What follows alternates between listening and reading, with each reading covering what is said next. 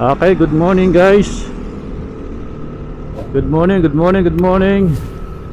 So maulang umaga, napakasama ng panahon, hindi maintindihan. Uulan, iinit, uulan. So ang oras natin 8:59 in the morning. So samahan niyo ako muli guys sa aking biyahe patungong trabaho. So nandito tayo sa lansangan ng Muntinlupa. So guys, flex ko lang yung ating bagong setup ng camera. Ito, pakita ko sa inyo guys.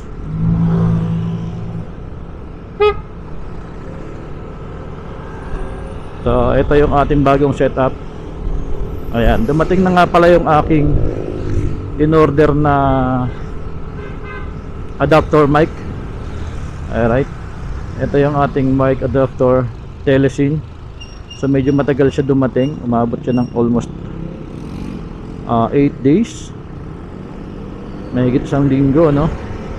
So at least dumating na siya. At nakakatuwa naman dahil yung in-order kong microphone mismo compatible sila. So ito na ngayon yung ginagamit ko. So ito, naririnig yung boses. Ito na yung ating bagong setup dito sa ating Osmo camera. Alright, with QMax 58 Q58 Max Pro 6 channel intercom. Ito gamit natin, 6 channel. And ito nga pala bagong HGC natin na helmet.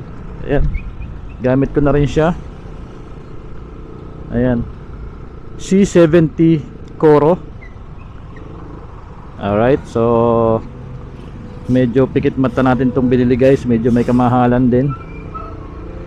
So sa mga nakakakilala ng HJC, so check nyo na lang. Pero sige, sabihin ko sa inyo yung presyo. Nabili ko siya ng sale at nakuha ko lang siya ng nasa 8,060, something like that. Pero yung original price nito guys, kung makikita nyo sa page or sa mismong HGC official store, nasa 11 to 12,000 yung presyo nito. Ayan. So napakaganda niyang gamitin, sobrang gaan. Naninibago nga ako guys kasi dati sinusuot ko laging yung black na Evo na GT Pro. Medyo mabigat siya. So ito, ang ganda ng fitting. XL nga pala itong in-order ko. Sobrang gaan niya. Ayan, sobrang gaan. Wala, para akong walang suot na helmet. Basta naninibago ako dito sa aking suot na helmet ngayon. Ayan. Actually ang gusto ko yung black din sana na carbon. Kaya lang medyo high end na talaga siya, nasa 42,000. And then nag sale siya, parang umabot na lang siya ng nasa 36 something. Sobrang mahal, pero grabe yung review at saka yung quality ng helmet na yun. Ito okay na rin naman to. Matagal ko nang sinisipat tong mga HJC. Talagang una pa man, talagang ito na yung pinapangarap kong helmet. Kaya sabi ko pagka nagkaroon ng pagkakataon, mag-sale lang to, talagang kukunin ko. So yun, dumating yung time, nag-discount siya, kaya nakuha ko siya. Ayan. Meron pang isa, yung Arai na helmet.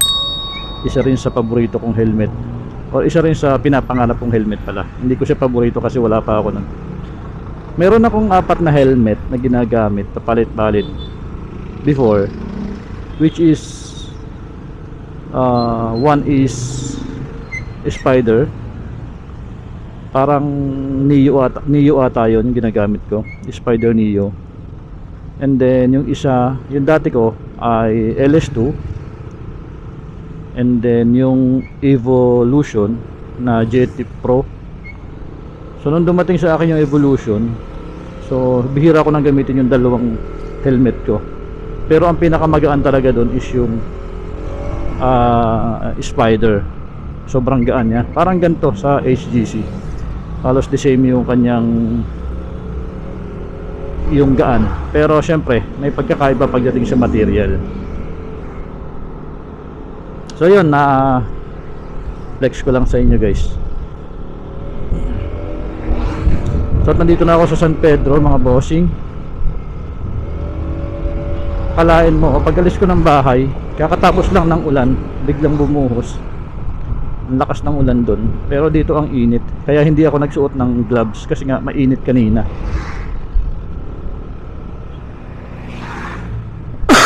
Excuse me po. Tapos dito ang init oh.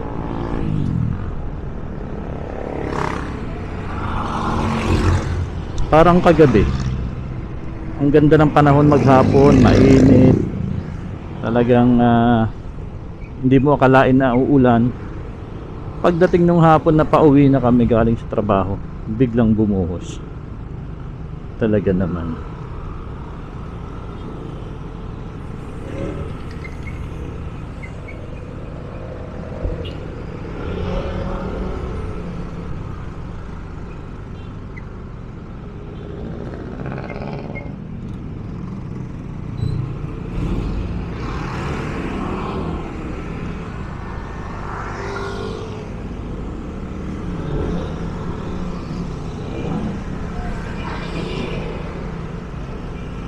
Siya nga pala guys, nakalimutan ko sabihin sa inyo. Itong ating helmet is dual visor din siya. Ito, nakalimutan ko lang sabihin sa inyo. Nandito sa ibabaw yung kanyang ano ba to, parang switch, pull in push, para magamit yung ating sun visor. Ayan, ang hindi ko lang nagustuhan sa kanya, sa sun visor nya, medyo maiksi. Pansinin nyo guys, tingnan nyo sa ano ko, ayan oh. Masyadong maliit. Kumbaga hindi sakop yung buong face ko. Unlike dun sa aking Evo, talagang hanggang dito siya, sagad siya hanggang dito. Ayan. Ito medyo maiksi.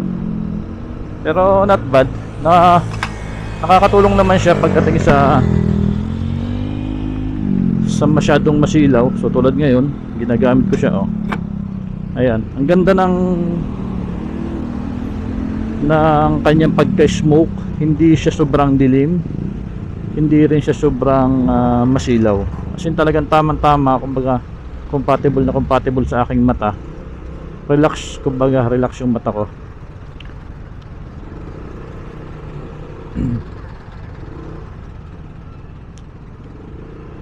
Tsaka isa pa pala guys, ang medyo hindi ko nagustuhan sa helmet na to, wala siyang lagayan ng speaker ng intercom. Kaya kagabi inabot ako ng madaling araw, pinagpuyatan ko to, kakaisip kung paano ko siya malalagyan ng intercom. So nag-order ako ng wireless na intercom. Ang problema, yung microphone naman niya, hindi ko maisip kung paano ko mailalagay dito sa aking sa aking helmet. Kaya ang ginawa ko na lang guys, ginawa ko ng paraan. So yung styro nito sa ilalim, gumawa ako ng isang round na metal. Nakahanap ako ng round na metal nakasukat ng ating speaker nitong intercom. So ininit ko siya and then saka ko isinalpak hanggang matunaw yung styro. Then nung nakuha ko na yung tamang sukat at pwede ko lang isalpak yung speaker niya, yun, saka ko siya nailagay. So yun, gusto ko lang i-share sa inyo guys na itong C70, kung kayo ay nagba-vlog at gumagamit kayo ng intercom, ay wala po siyang lagayan ng speaker. So gagawa nyo na lang talaga ng paraan. Hindi katulad ni Evo, ni LS2, talagang may nakaabang na. So isasalpak mo na lang yung yung speaker. Kaya yun yung disadvantage nitong helmet na to compared dun sa mga ibang brand. Hindi ko lang alam yung Arai kung meron, pero usually nakikita ko sa mga rider sa trabaho kapag may mga pumupuntang grupo doon, karamihan ng mga helmet nila may mga intercom at ang gamit nila is Arai o kaya yung AGV. So I think meron siyang lagayan ng speaker, may nakaabang talaga siya. Pero dito sa HGC wala siya masyadong specs para doon. So gawa nyo na lang ng paraan. Alright, so ayun.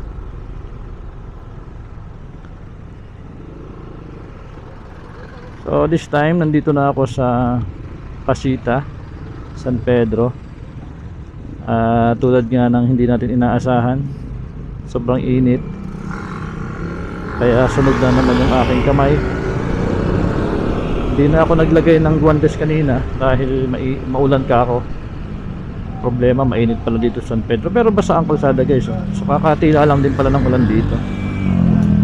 Anyway, so update ko kayo guys pagdating ko ng Carmona o dito sa may Olivares. Doon tayo dadaan ngayon sa Carmona.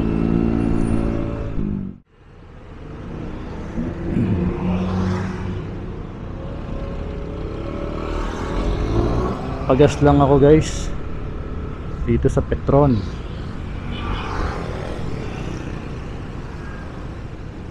Pagas tayo dito.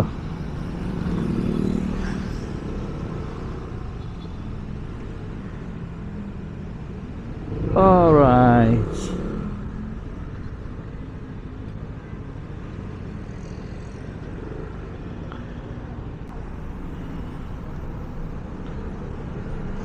Mag-guard na lang tayo siguro. Boss, yung ano, XCX full tank.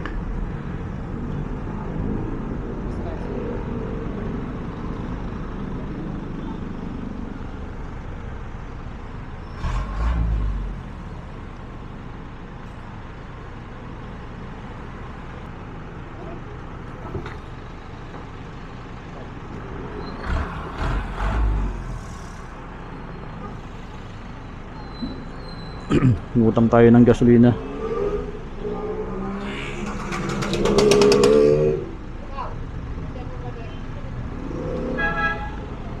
Ngutang ng gas.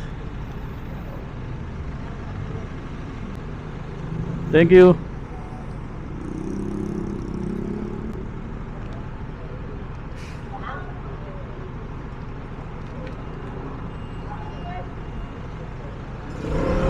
Alright, so tuloy-tuloy tayo mga kaibigan.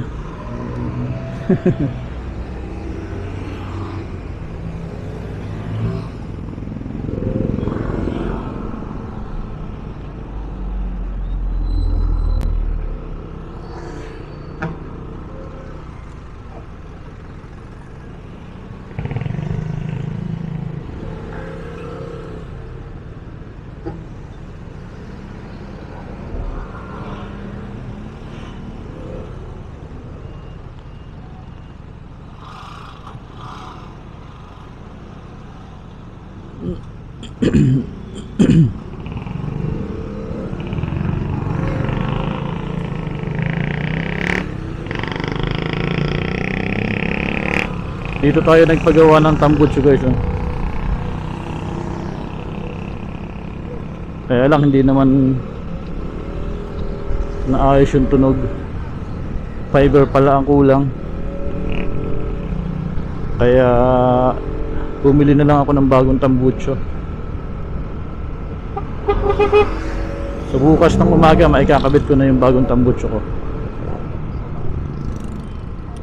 Naantay ko lang yung gasket at saka yung gasket maker para sigurado. Kasi kung ikakabit ko siya may singaw, baka mamaya mag backfire yung ating tambutso, yung makina. So delikado guys kapag nagba-backfire ang makina. Hihigop yung apoy, so possible pumunta sa tangke, kaya delikado.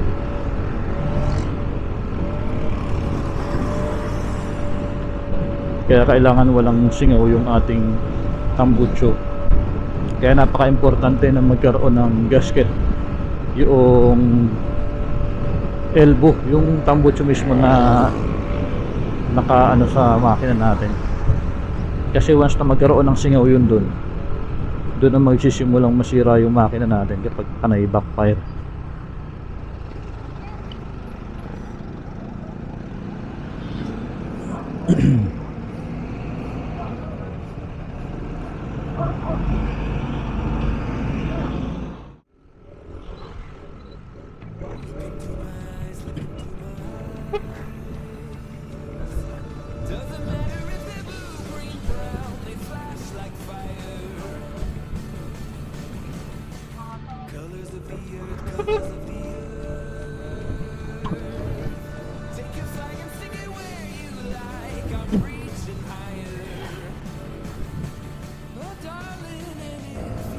Nasa MOA na tayo guys. Ay MOA, nasa Carmona na tayo.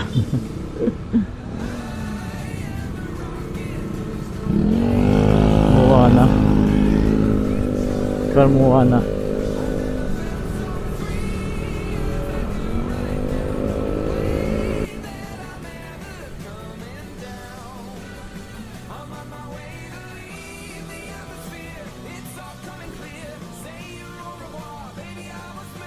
Dito oras? 9:19 na. Alas 9, station 9.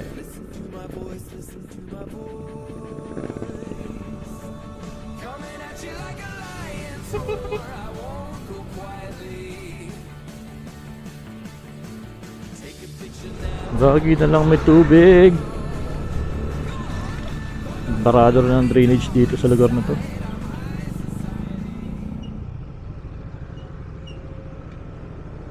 Always barado.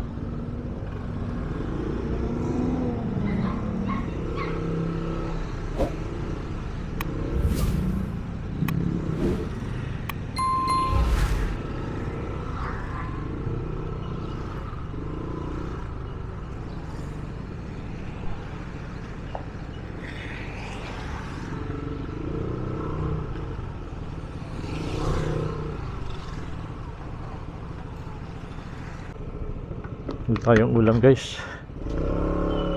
Umaga akong dito sumasabit eh.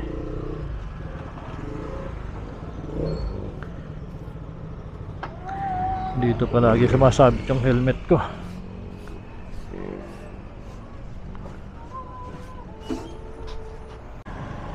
Nalobat agad yung battery natin na isa. Hindi ko pala na-charge ng maayos.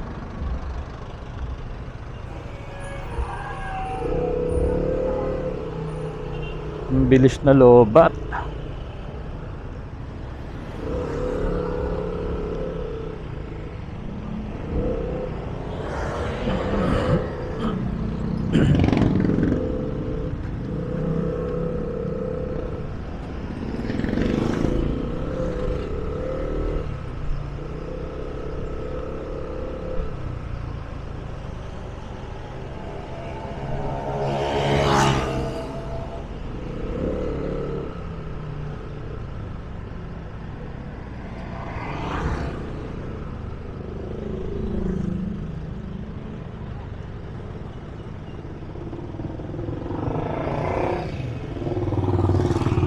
Ganda naman ng bangko na yun.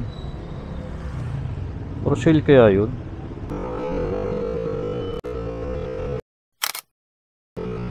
Wala akong helmet.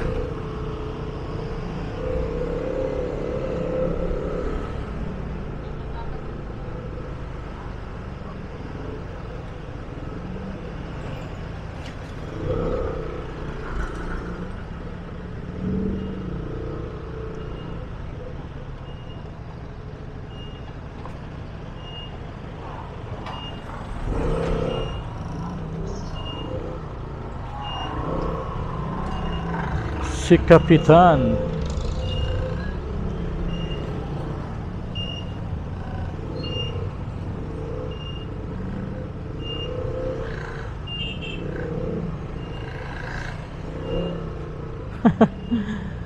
Kanina pa gustong lumusot na ito.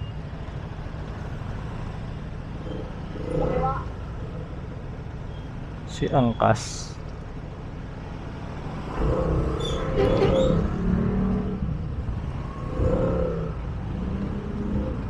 Aba, may bagong tayo dito, oh.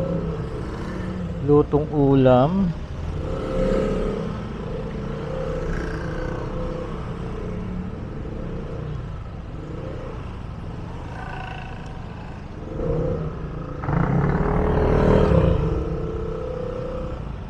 Ang nangyari dito? Ba't napaka-traffic?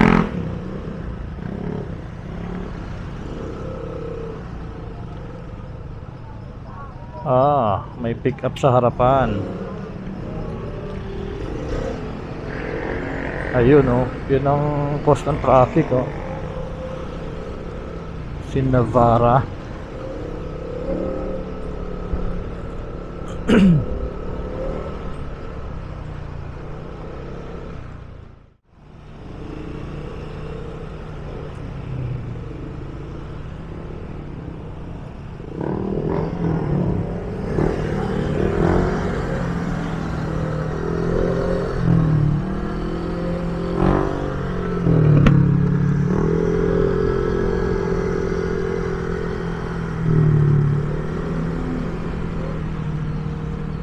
Sunog na sunog ang aking kamay.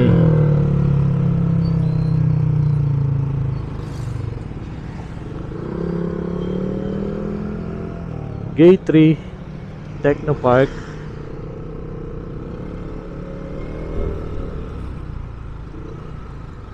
Naalala ko tuloy nung nasa tracking pa ako. Meron kaming deliver dyan sa gate 3. Diyan ang entrance namin. Hindi kami pinapasok. I mean, pinapasok pala kami, kaya lang hindi kami nakapag dispatch, unload kasi wala kaming safety shoes, wala kaming vest, yung vest na parang mayroong warning device. Mahigpit yan sa ano na yan, sa Technopark. Kapag nasa delivery ka na, kailangan naka safety shoes, bawal naka short. Ang di-deliver namin nun mga styrofoam. Nasa Eurotex pa ako that time. Ayun, backload lahat. Galit na galit sa amin yung aming warehouse supervisor.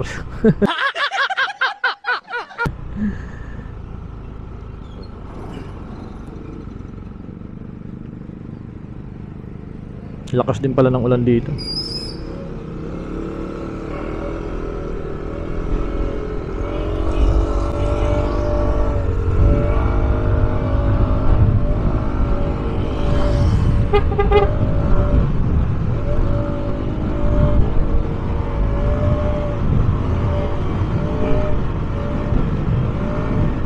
Sarap magpatakbo dito, guys, kasi mula doon sa may malamig hanggang dito sa pangalawang tulay or overpass,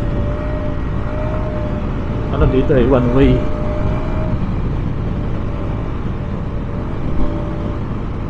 Ayan, ingat-ingat lang minsan kapag sobrang bilis natin, hindi natin nalalaman yung mga pwedeng mangyari. May mga tumatawid na aso dito, may kambing, tapos minsan may mga lumalabas din na sasakyan dyan, lalo dito sa may sa may Lasal.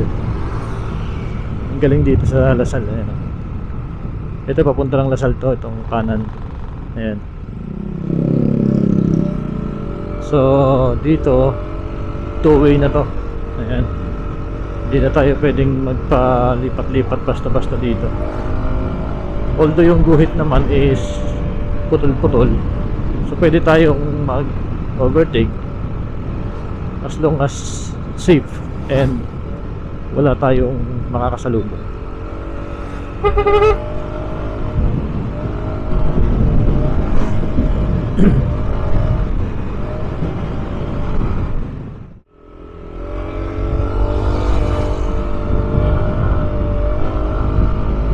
Okay, flyover tayo.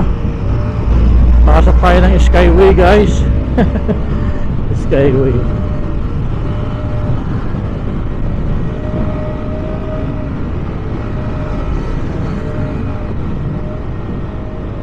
Sarap dito, oh. Bengkeng-bengkeng.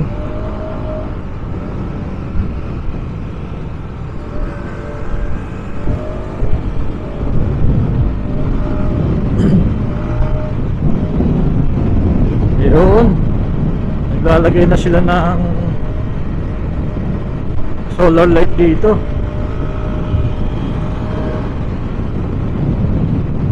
Sana matapos kaagad to. Ang dilim dito sa gabi. Ito na lang yung walang solar light eh, itong lugar na to.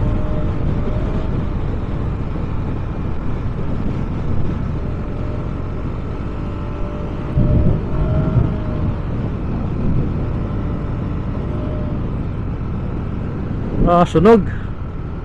Sunog ang kamay.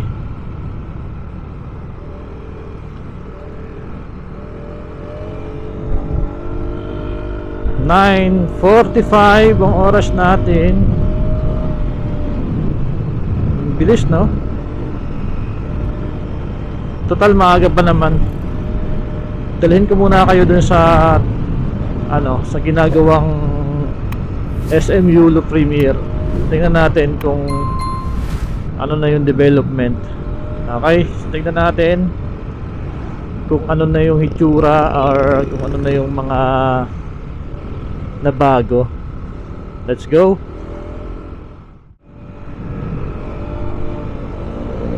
So dito pa lang banda guys, nakikita ko na. So talagang malaking SM tong ginagawa dito. SM Premier. Ano? Kita nyo ba? Laki, no? Nakakita ko sa overpass.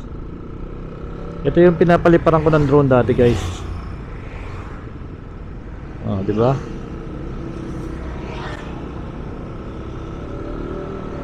Laki.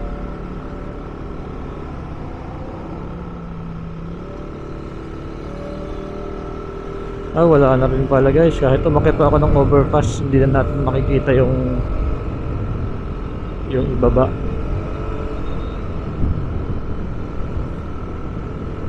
Laki, no? So 2026 daw ito mag-o-open, last quarter. So bare month, no? Last year, next year. Bare month next year, possible mag-open to. Kasi third quarter or fourth quarter.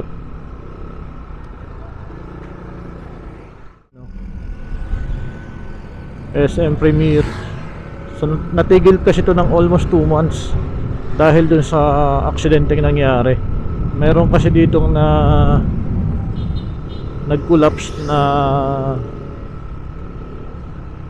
na tawag dito. Ayun, may nag-collapse dyan. And then kung di ako nagkakamali, dalawa yata yung namatay. Ayan, kasama yung sa safety.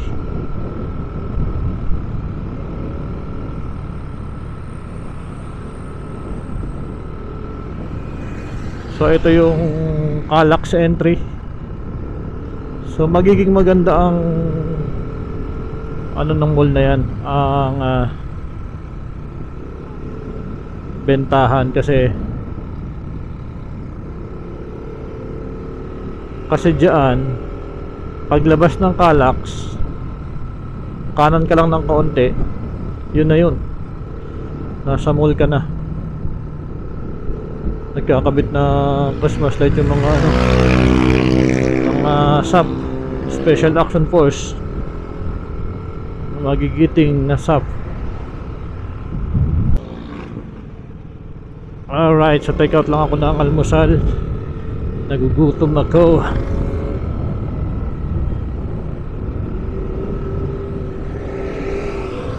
Take out ako ng McDonald's.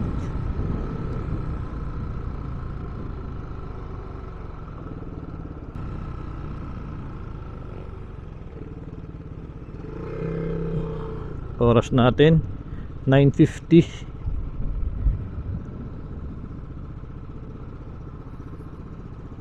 Buti na lang wala masyadong tao dito. Busog-lusog, sulit busog. Okay. Hi, good morning, order please. Available yung sulit busog? Yung 99 pesos po. Yes po. One piece chicken po ba? Ano nga ba yung doon option? Meron po kaming filet rice, Longganisa po. Yung ano na lang, 1 piece chicken. Coke na po yung drink. Coke Zero. Any additional po? Yun lang. Pwedeng mag-request ng wing part. Check ko lang sa available. Kung wala, kahit yung Thai na lang.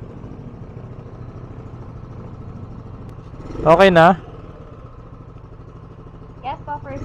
Thank you. First window ba?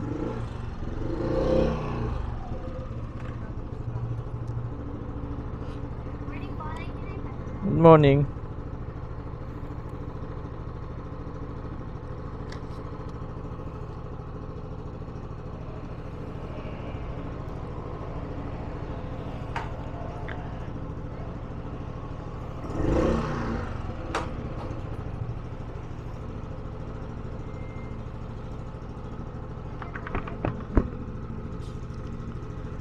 Pick up here.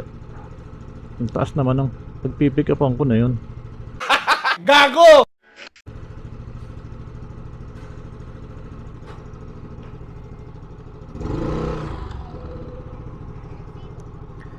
Thank you.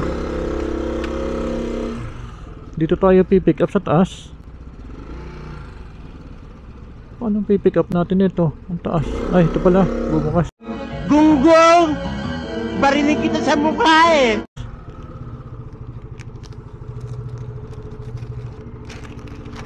Wala kang ano?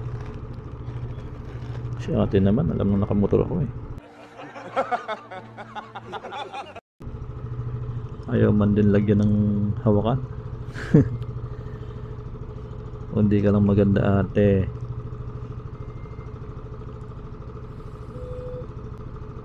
Salamat.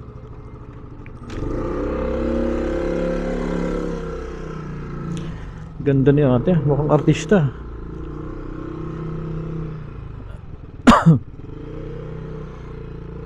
Nagutom ako bigla.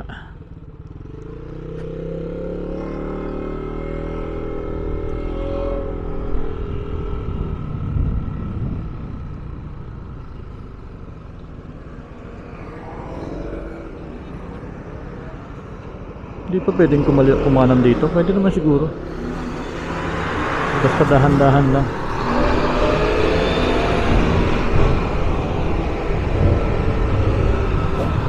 Alright guys, malapit na ako sa work. So putulin ko na yung video natin dito. Maraming salamat sa lahat ng sumama sa akin ngayong araw. And syempre,